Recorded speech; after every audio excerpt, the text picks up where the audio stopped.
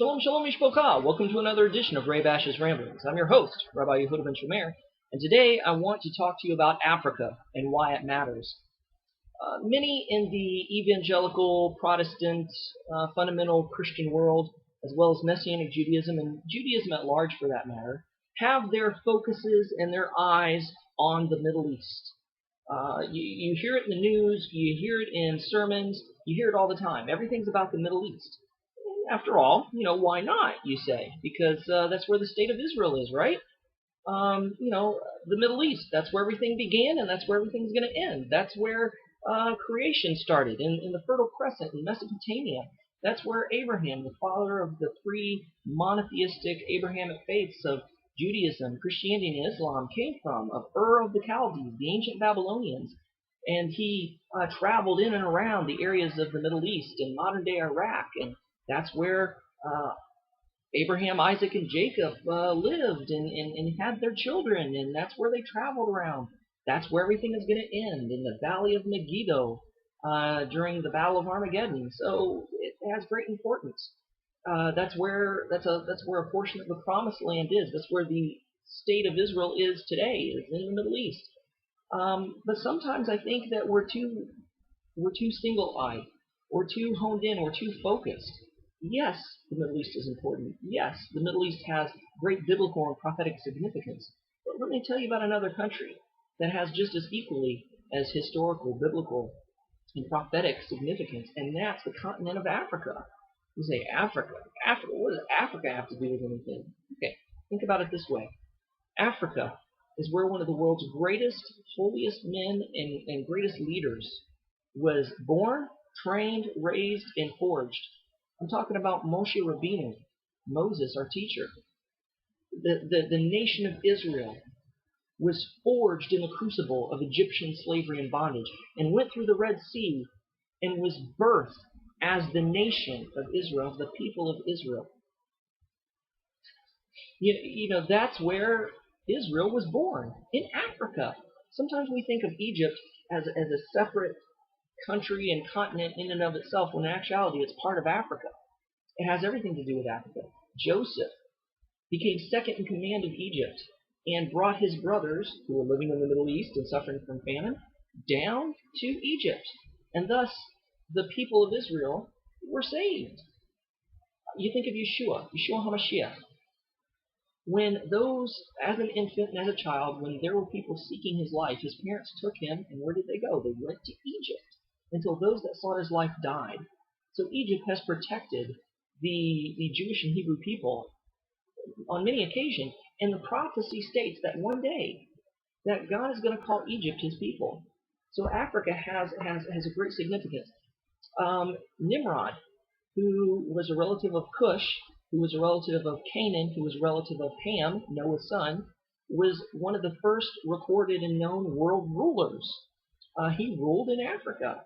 Canaan, the Canaanite people, they are the forefathers of the people that inhabited the entire continent of Africa. So Africa is very important biblically. Africa has prophetic significance. In Jeremiah 16:16, it says that one day Hashem is going to call certain people to go hunting and fishing for the lost tribes. The lost tribes, the 10 lost tribes of Israel, were the northern kingdom of Israel, taken off into Assyrian captivity. And unlike Judah, the kingdom of Judah, unlike the tribe of Judah, which had a little bit of Benjamin mixed in, and the tribe of Levi, they went into Babylonian captivity, and they eventually returned, and that's who we recognize as the Jewish people today. But the 10 tribes went into Assyrian captivity, and from Assyria were scattered worldwide and assimilated into the peoples of the world, insomuch that they're essentially Gentile now. Many have lost their identity and don't know who they are. So in other words, there's Hebrews who are walking on the earth and don't even know it. They don't even know they're Hebrews. So the prophecy states that it's going to be in Africa, going to be in Ethiopia, and beyond the rivers of Ethiopia, that some of these lost tribes are going to be found.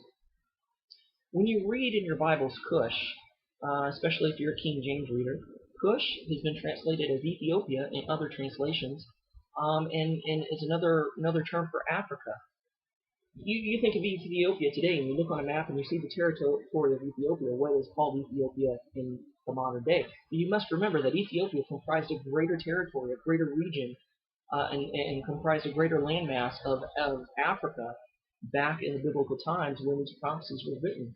So we know that some of the tribes are going to be found in Africa, and indeed, the Limba of Ethiopia, imagine that, have been genetically tested, and they have been found carrying the Cohen gene, which means they are of the tribe of Levi. They're priests, they're Kohanim. The Igbo people of Nigeria has insurmountable evidence that links them to a portion of the lost tribe of Gad through Gad's sons Eri, Areli, and Arobi. You have the tribe of Dan, who is believed to be lost in the Sudan. You have other portions of Gad claiming to be lost somewhere in Ghana. So there's other of the 10 tribes that are lost in Africa, and they must be found. You're saying, well, Rabbi, what's this whole kick on finding the lost tribes? Why is it so important to you? Because it was important to Yeshua. You're saying, really? How was it important to Yeshua? What did he say when he was recruiting Talmudim disciples? Those who had the occupation of fishermen, he said, look, I'm going to make you fishers of men. That goes back to Jeremiah 16:16. And when he had trained up his Talmudim and sent them out on their own, he said, I'm sending you where? To who? To the lost sheep of the house of Israel. I want you to hunt for these lost tribes, this lost Israel. He says, I have sheep of other sheep pens that you don't know of. He says, I desire for you to find them, to consolidate them, to bring them into one sheepfold, into one sheep pen. Your job is to go and find these other sheepfolds and bring them to me. So there's the hunting aspect of Jeremiah 16:16. So it was important to Yeshua. And we apply the Great Commission, we apply this sending out of the Talmudim and making them fishers of men as just evangelizing souls, individual souls. Christianity is so individualized. It's that religion is based on what you can do for me, how I can be blessed, how I can be bettered, how I can be changed, my personal relationship with God. Am I saying that's not important? No. But I'm saying it's a misplaced priority. The Hebraic mindset, the Jewish mindset, is community comes first. And once you have a grasp on the community, then you start worrying about the individual. Yeshua was worried about community, the lost sheep of the house of Israel, making you fishers of men, going out, Jeremiah 16:16, and finding these lost tribes. I think it has great prophetic significance because, people say, well, bless God, you have to have things right with God because Jesus can come at any minute. He can come at any moment. But I'm not a pre-tribber. I don't believe that for a second. I don't believe he can come at any moment. There's some prerequisites that have to be in place before Messiah can return. Number one, we got to know who T-H-E, capital T-H-E, the Antichrist is. We don't know. We know the spirit of Antichrist. We know that there are many Antichrist, anti-Messiahs in the world. We can point them out, but we don't know who the anti-Messiah is. Secondly, Yeshua is going to come for a bride, right? Is he going to come for a lame bride, a tainted bride, a partial bride, an incomplete bride? No. He's going to come for a complete full bride. What's the bride?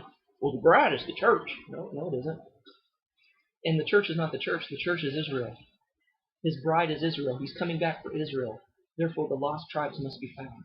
And he's using his people to do it. So, Africa, why does it matter? I hope by watching this video, it has become clear to you that Africa matters. It is very important. We've seen Africa, and we look at Africa as a third world country, as a place that's full of corrupt politics and revolutions and upheavals, especially this past year, and we're ready to write it off. But is the Middle East any different? You think of the Middle East, they have just as much political corruption, just as much upheaval and revolution, and they have third world conditions. It's just that you don't always see it. But through the wars in Iraq and Afghanistan, we've seen these third world conditions through the everyday people there. It's no different than Africa, folks. So Africa is just as important as the Middle East in terms to our faith and in terms to prophecy. Thanks for watching. Shalom.